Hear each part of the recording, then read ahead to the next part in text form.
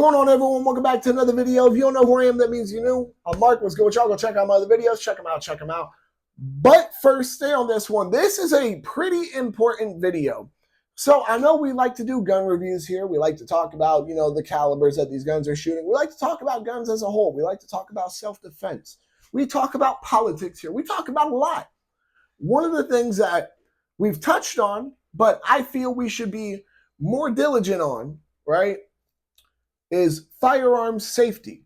And that's something I'm here to just sit here and point out to you, right? So in this video, I'm going to be talking about the top 5 reasons, excuse me, negligent discharges happen. So let's understand right now a negligent discharge, whether it was intentional or not, completely unacceptable, something that you have to take accountability for. It's something that you have to be able to say, you know what, yeah, this is what happened. I screwed up here. And you got to start learning the rules of firearm safety to a much deeper level if you do have one. So we're going to start with number 1. And I will be honest with you guys. Number 1, you guys might argue maybe is a cheap way out, for a reason. However, in all reality, every one of these reasons ties back to number 1 as well. So I believe that makes number 1 more valid than all the rest, which is negligence in of itself. You didn't ingrain the rules of firearm safety into your brain, and that is a big issue. All right. The 4 rules of firearm safety, I like to say 5 because I added a rule myself. If you guys have been watching for long enough, you guys know. But the 4 rules of firearm safety are: treat all guns as if they're loaded, keep your finger off the trigger and out of the trigger guard until you are ready to shoot, know your target and what's beyond it. My rule that I like to add, and I will get back to the 4th rule in a second. My rule I like to add is, what was it? It was know the condition of your firearms. However, the 4th rule, all right, the 4th rule is never point a gun at anything you're not willing to shoot or destroy. So if you have not followed those 4, or if you like to add, my rule, 5 rules, right, then you are going to have an accident with firearms. It's not a matter of if, it's a matter of when. This is why you need to have such rules ingrained into your brain. It is pure common sense. Here's an example. You don't sit there and grab a knife and, it's funny because I've seen people do this too. That's the sad part. Like, I've seen a video of a guy doing this. You don't grab a knife and just try jabbing yourself in the stomach with it. Same aspect. You follow the rules of gun safety the same way you wouldn't cut yourself or stab yourself with a knife, yet people are dumb enough to have done it. Whatever. I'm getting off topic here. My whole point is that negligence and not having the rules of firearm safety ingrained into your head is the number 1 reason. The number 1 reason for negligent discharges. Now, number 2, not checking the chamber. A lot of people, not a lot of people. A lot of people who have negligent discharges, I have to specify that part because this is not common practice among the gun community. All right, safety is what's common practice in the gun community. A lot of people who have negligent discharges, though, a lot of times it occurs when they go to clean their firearm. Now, some people, they don't check the chamber before they go to clean their firearm, and that's where it's one of the dumbest things you can do. Why is that? Well, what's the most popular handgun out there? It is pretty much all Glock handguns. If not, if you don't have a Glock handgun, you have a gun that's probably somewhat modeled after Glock, whether it's the way it takes down or whatever. And guess what? You have to pull the trigger. If you don't check the chamber when you go to clean or disassemble your gun and you have a round in there, you pull that trigger, you're going to have a bad day. You're going to have a negligent discharge. And that's solely on you. You should know that when you are going to when you go to pull that trigger, you should know for a fact that the chamber is empty. If you have to double or triple check it to feel good and not a problem and worry free about it, then that's not an issue. All right, you lock the slide back, you visually and physically inspect the firearm. Hey, baby, give me my Glock 23 over there.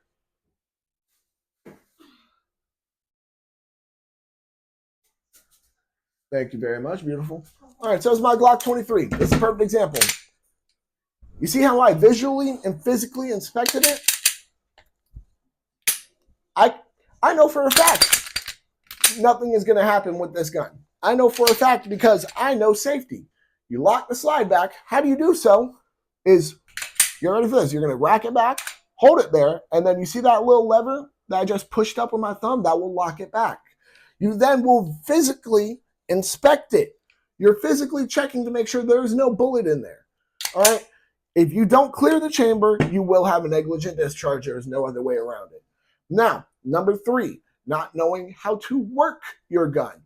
Some people, they get guns that it's a bit more complicated for, I can English, a bit more complicated for them than they should really have. Now, here's a perfect example. This is why I actually recommend Glocks to a lot of first-time gun owners, is because of how simple it is. You put the mag in. If the slide's locked back, you drop the slide. If not, you just rack the slide. You're good to go. You don't need to worry about a manual safety that you might forget about when you accidentally have your finger on the trigger, which also goes back to negligence, just like not checking the chamber goes back to negligence. But my point is that if you don't know how to work your firearm properly, it pretty much will only be a matter of time before a negligent discharge can happen. Now, how do you avoid this? Well, one, you shouldn't get a firearm that is too complicated for you to work in the first place. That's for starters. Get something a bit more simple if you're that concerned about it. However, let's say you did spend the last of your money on this gun. I understand not everybody, has a ton of money to spend on guns. You know what I mean? Like, perfect example, guys. I just bought my AK-103. I'm probably not buying another gun for a good bit, guys. But my point is simply that if you can't get another gun that's simpler, there, once again, that this brick that you are watching me on, your phone, has the internet. The internet has a ton of knowledge. A majority of knowledge you can need on firearms will be on the internet. Let me make sure the mic's still, okay, cool. Sorry, recently I've had a track record of the microphone turning off mid-video, which really has sucked, so I'm just checking. All right, but that's the quick workaround with number 3. However, it is number 3 for a reason. Some people, they feel too proud to admit that, oh yeah, I bought something that I don't know how to work. You know what I mean? It just seems more like an ego thing if you bought a firearm that you don't know how to work and you refuse to learn how to properly use it and learn all the aspects of it. It feels just like an ego thing, in my opinion, especially with the internet available. It's not like you have to go around asking people how to work it. You can just look it up online. But regardless, number 4, and this one is a big one, especially one we see amongst the thugs, all right, or the people who decide to cheap out on stuff. I've talked about this topic before. Either a bad holster or no holster. And you know what I'll even include in this? I'll include not being careful while reholstering. All right, so what is the purpose of a good holster? I actually have a holster for the Glock 23 right here, so that works. I know it looks goofy with the stick mag in it, but bear with me for a moment here. This trigger, check in English, this trigger guard being completely covered as it is, I literally have tried to stick a dollar bill in there and couldn't. I know nothing is going to get into this trigger as long as I reholster safely. I know nothing is going to pull that trigger. Why? Because it is a good material holster. It is a hard plastic, hard Kydex style holster. It's not a leather holster that's eventually going to over time conform to the trigger guard. It's not some cloth holster that's just going to, once again, eventually over time conform with the trigger guard, or better yet, already be super easy to pull the trigger anyways because it's cloth. Having a bad holster itself, you're only setting yourself up for failure. And having a bad holster pretty much can, it won't only lead to negligent discharges. There are certain firearms where I think it's okay to have something like a leather holster, but my point simply is that for a majority of modern striker fire guns, you need a good holster. You need a holster for starters, but it needs to be a good one as well. And you need to be careful when you're reholstering. That's just the simple truth of the matter here. You need to make sure that there's no cloth getting in between your holster and your gun while it's reholstering. You need to make sure there's nothing that can cause that trigger to get pulled while you're reholstering. Now, I want to talk about the no holster aspect of it too, because some people love to make the argument that, oh, well, you don't really need a holster as long as you're careful. I know people who literally just went to readjust themselves and negligent discharge. And they were carrying appendix style, if you catch my drift on what I mean. So, yeah, that's not fun. That's not great. So, yeah, I don't want that to happen to me or any of y'all. So, truth of the matter is, you do need a holster. No matter what, if you want to carry your gun, you need a holster. It's not a matter of, oh, yeah, well, maybe some cloth can get caught in there. You literally can just go to readjust something and bam, it'll happen. You might go to draw, some cloth could get caught in there. Bam, it'll happen. You know, there's a lot of problems with not having a holster, and I see too many people try going, for the no holster, or like, they're trying to, go for the minimalist, trigger guard covers instead of a holster. But truth of the matter is that a good holster, not just any holster, but a good holster made of a good, hard, we'll say plastic or Kydex material, will, one, have a solidly decent retention in compared to no holster, will keep you much more safe and will keep your gun much more accessible, because with no holster, you also have to worry about your gun falling down your pants. Now, once again, all of this boils back to number one, which is negligence. If you don't get a good holster for your firearm, it's simply negligence on your end. There's no other way around it. There's no excuses for it. I mean, and whether it's negligence towards yourself or other people is a whole nother thing, but it still falls under firearm negligence, which results in the negligent discharge. Now, moving on to number five. Number five, this is something most people don't talk about a lot. And the reason why is because it is illegal to do, if I'm not mistaken, which is being inebriated or intoxicated around firearms, or playing with firearms while inebriated or intoxicated. Now, guys, here's the thing, all right? If any of y'all know me, you guys know that I am no stranger to having a drink or two here and there. Have I slowed down my drinking by a lot? Yes, absolutely, for several reasons. But my whole point was that y'all know that I am no stranger to having a drink or two. Do I go out of my way to play with my firearms when I'm intoxicated? No, not by any standard. Why is that? Because while I might have fun playing with, my guns while, because I don't even like to get drunk anymore, but we'll say buzzed, because while I might like to play with my guns while I'm buzzed, it doesn't feel like a good idea. The only way I would feel somewhat comfortable even with it is if somebody who was sober checks the firearm, makes sure it's clear, takes the ammo completely away, and puts an empty mag in there. At that point is when I will feel more safe to, more comfortable to want to operate the firearm. The truth of the matter is that people, they get drunk, people, smoke weed, do pills. People are doing a lot of different drugs and then just sitting there handling firearms. And beyond the fact that it's, if I'm not mistaken, it's illegal. Beyond that, it's completely dumb. What is the point of that?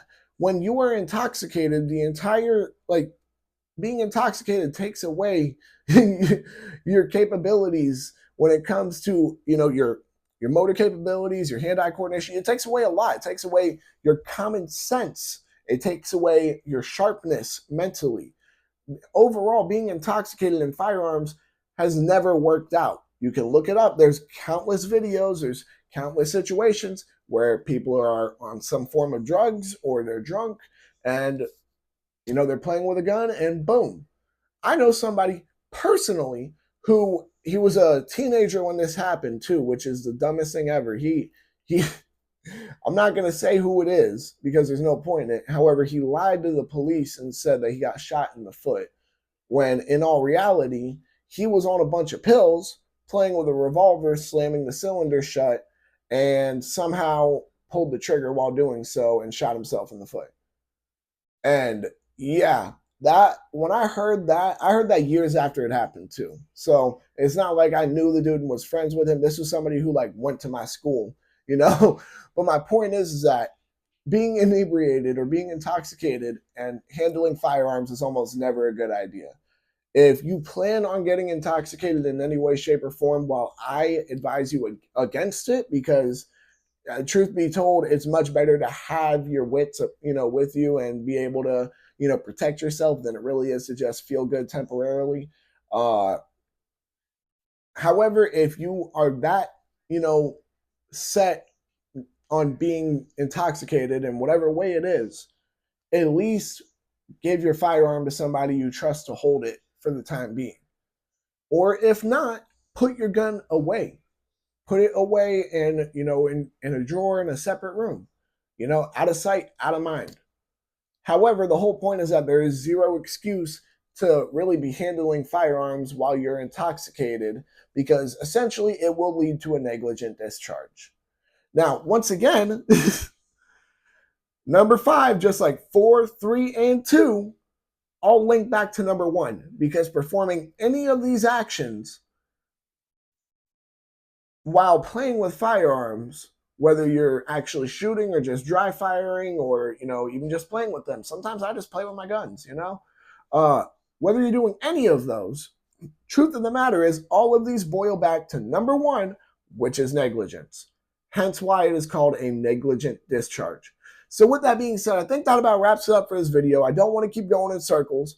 Y'all make sure to like, comment, subscribe, share, hit that bell. When you hit that bell, hit all. And because you understand that these are the 5 top reasons, I know I put both hands out, but the 5 top reasons negligent discharges happen, make sure to check out all my other videos. And if you don't understand too well why those are the 5 reasons, go ahead and check out my other videos on firearm safety. Y'all make sure to stay legal, stay safe, stay dangerous. Have a good one, y'all. Peace.